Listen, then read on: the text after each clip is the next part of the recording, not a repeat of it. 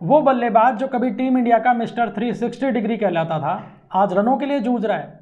बतौर कप्तान 26 मैच, 24 पारी और केवल 414 रन। पिछले 18 मुकाबलों में एक भी 50 नहीं और पिछले 16 मुकाबलों में से 8 में डबल डिजिट में भी नहीं पहुंचा। कौन है ये खिलाड़ी? चलिए बात करते हैं। नमस्कार, मैं हूं विकास शर्मा, आपका होस्ट, और आप लोग देख रहे हैं फिट स्पोर्ट्स इंडिया। आज हम बात करेंगे उस खिलाड़ी की जो कभी टीम इंडिया की T20 में सबसे बड़ी ताकत था। दुनिया का नंबर 1 बैटर बना तो टीम इंडिया की कप्तानी भी मिली, लेकिन कप्तानी मिलते ही सब कुछ बदल गया। फॉर्म खराब हो गई, लेकिन लक बहुत अच्छा रहा। दो तरफा कप्तानी चल रही है। अपनी कप्तानी के अंदर कोई T20 सीरीज हारी नहीं, लेकिन फॉर्म लगातार खराब है। जी हाँ, हम बात कर रहे हैं सूर्य कुमार यादव की। अपने शानदार प्रदर्शन के दम पर सूर्य कुमार यादव ने टीम इंडिया की कप्तानी हासिल की। ना उसमें किसी कोच का योगदान था, ना किसी और का कोई एहसान था। सिर्फ सूर्या का बल्ला ये दिखा रहा था कि उनमें दम है और इसी कारण उन्हें कप्तानी मिली। लेकिन कप्तानी मिलने के बाद जो बोझ उन पर आया, शायद उस बोझ को वो संभाल नहीं पा रहे हैं। और आश्चर्यजनक तथ्य ये है कि जहां बतौर कप्तान वो 100% सफल रहे हैं, वहीं कप्तान के तौर पे उनकी बल्लेबाजी पूरी तरीके से बिखर गई है। आंकड़ों पे नजर डालते हैं। कप्तानी के तौर पे 26 मुकाबले सूर्य कुमार यादव ने अभी तक खेले हैं, जिसकी 26 पारियों में उन्होंने बल्लेबाजी की है और केवल 414 रन उनके बल्ले से निकले हैं। कप्तान बनने के बाद में उनका स्ट्राइक रेट भी काफी गिर गया है। इस दौरान केवल 2 अर्धशतक उन्होंने लगाए हैं और आखिरी अर्धशतक उनका अक्टूबर 2024 में बांग्लादेश के खिलाफ आया था, जिसमें उन्होंने 75 रनों की पारी खेली थी। और इसके अलावा आगे अगर हम बढ़े 2025 के आंकड़े देखते हैं तो वो और भी निराशाजनक है। 2025 में सूर्य कुमार यादव ने अभी तक 16 मुकाबले खेले हैं। उसकी 15 पारियों में उन्होंने बल्लेबाजी भी की है और रन कितने आए हैं उनके खाते से? महज 181 रन। और इन 16 पारियों में से 8 बार तो वो दहाई के आंकड़े को भी नहीं छू पाए हैं। यही कारण है कि अब फैंस भी ये पूछ रहे हैं कि आखिर कब खेलोगे सूर्या। और टीम प्रबंधन भी लगातार ये नजर उन पर टिकाए हुए है कि क्या ऐसा तो नहीं है कि उन्हें T20 से कुछ समय का ब्रेक देने का समय आ गया है। बतौर कप्तान सूर्या कितने सफल रहे हैं, इसकी गवाही उनके आंकड़े देते हैं। उनकी कप्तानी में टीम इंडिया ने जितनी भी सीरीज खेली हैं, उनकी स्थिति देखिए। श्रीलंका के खिलाफ जो सीरीज सूर्य कुमार यादव की कप्तानी में भारत ने खेली, 3-0 से जीती। उसके बाद बांग्लादेश का नंबर आया, 3-0 से हराया।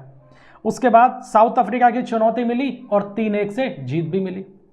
इंग्लैंड के खिलाफ 5 T20 मैचों की सीरीज थी, भारत ने 4-1 से जीती। इसके बाद में एशिया कप आया, तो एशिया कप के तो आंकड़े सभी जानते हैं। एक भी मुकाबला भारत ने नहीं हारा, 7 मैच खेले, 7 जीते और एशिया कप के चैंपियन भी बने। अब जब ऑस्ट्रेलिया के खिलाफ 5 T20 मुकाबलों की बात आ रही है, तो यहां पे भी टीम इंडिया 2-1 से बढ़त बना चुकी है। यानी कुल मिलाकर उनकी कप्तानी में 100 में से 100 नंबर उनको मिलते हैं। टीम इंडिया के लिए बेहद लकी साबित हुए हैं। वहीं अब कप्तान बनने के बाद अगर बल्लेबाज के तौर पे उनका प्रदर्शन देखें तो वो बेहद निराशाजनक हो जाता है। पहली जो उन्होंने सीरीज खेली वो श्रीलंका के खिलाफ खेली, सीरीज जीती, लेकिन 3 मुकाबलों में सिर्फ 92 रन उनके खाते से निकले। बांग्लादेश के खिलाफ जो 3 मुकाबले खेले उसमें केवल 112 रन बना पाए। साउथ अफ्रीका के खिलाफ जो सीरीज खेली उसके 3 पारियों में केवल 26 रन उनके बल्ले से निकले।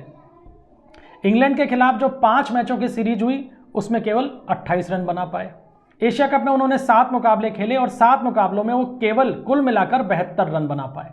और अब अगर ऑस्ट्रेलिया के खिलाफ जो सीरीज चल रही है उसकी बात करें तो इस सीरीज के अंदर 4 मुकाबले सूर्या खेल चुके हैं और 4 मुकाबलों में अब तक उनके खाते में केवल 84 रन जुड़े हैं। तो ये बल्लेबाजी का प्रदर्शन जो है, ये अपने आप में ये कहानी बयां करता है कि सूर्य कुमार यादव कप्तानी के बोझ से दब रहे हैं और इसका असर उनके प्रदर्शन पे आ रहा है। ना स्पिनर्स को खेल पा रहे हैं, ना फास्ट बॉलर्स को खेल पा रहे हैं और एक तरीके से as a batter Surya team के ऊपर धीरे धीरे बोझ बनते जा रहे हैं। हालांकि ये शब्द उनके लिए काम में नहीं लिया जाना चाहिए, लेकिन बल्लेबाजों की जितनी लंबी कतार इस समय टीम इंडिया के पास में है इंटरनेशनल क्रिकेट खेलने के लिए, उस लिहाज से अगर प्रदर्शन देखा जाए तो अगर सूर्या कप्तान नहीं होते तो निश्चित रूप से अभी टीम से बाहर होते।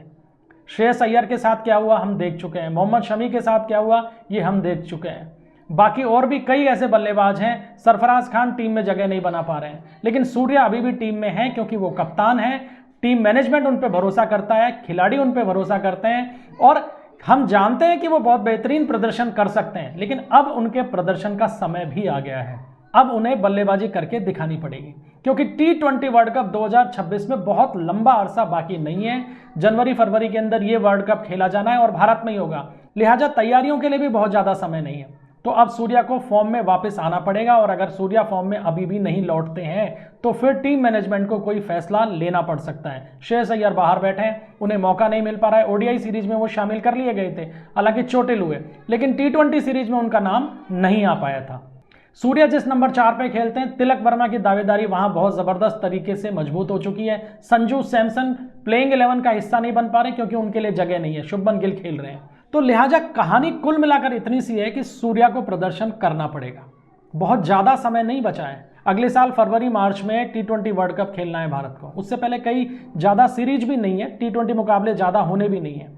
ऐसे में सूर्या को अपनी फॉर्म को वापस हासिल करना होगा, क्योंकि अगर सूर्या फॉर्म में नहीं आते तो टीम मैनेजमेंट को भी उनके विकल्प के ऊपर ध्यान देना पड़ेगा। श्रेयस अय्यर को मौका दिया जा सकता है, हालांकि ओडीआई टीम के अंदर श्रेयस का चयन हो चुका है, उन्हें उपकप्तान भी बनाया गया।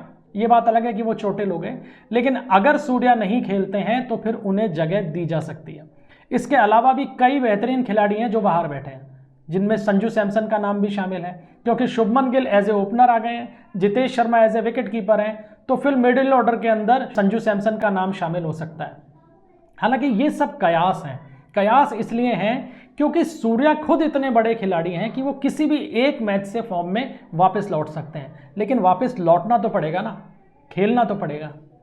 अभी तक ऐसा लग रहा है कि अगर सूर्या कप्तान नहीं होते तो शायद वो टीम में भी नहीं होते, क्योंकि जितने लंबे समय से वो असफल चल रहे हैं, वो बहुत एक आश्चर्यजनक तथ्य है, एक आश्चर्यजनक बात है कि इतना लंबे समय तक जो खिलाड़ी असफल रहे वो टीम में भी रहे।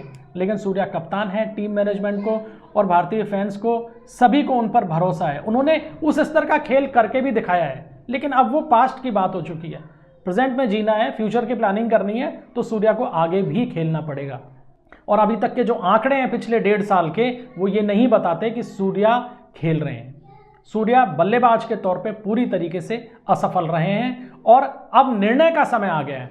ऑस्ट्रेलिया सीरीज उनके लिए आखिरी सीरीज भी हो सकती है। अगर 5वें मुकाबले में भी वो अच्छा प्रदर्शन नहीं कर पाते हैं तो निश्चित रूप से टीम मैनेजमेंट इस पे विचार करेगा कि क्या सूर्य कुमार यादव को T20 टीम से फिलहाल ब्रेक की जरूरत है।